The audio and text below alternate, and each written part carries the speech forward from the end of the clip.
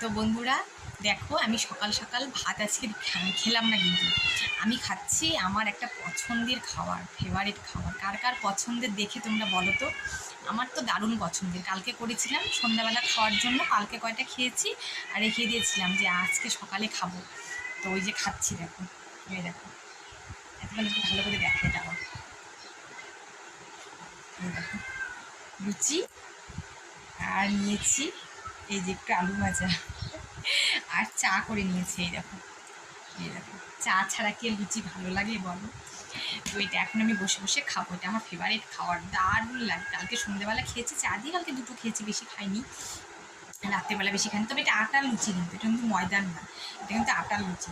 তো সেই জন্যই কোনো ক্ষতি করবে না। এই দেখো, এটা কিন্তু আটার লুচি, কোনো ক্ষতি করবে না। তো এটা আমার খুব ফেভারিট খাবার। কার কার এটা পছন্দের খাবার আমাকে অবশ্যই জানাবে কিন্তু কমেন্ট করে, যে কে কে লুচি দিয়ে চা খেতে ভালোবাসো, আমাকে অবশ্যই জানাবে।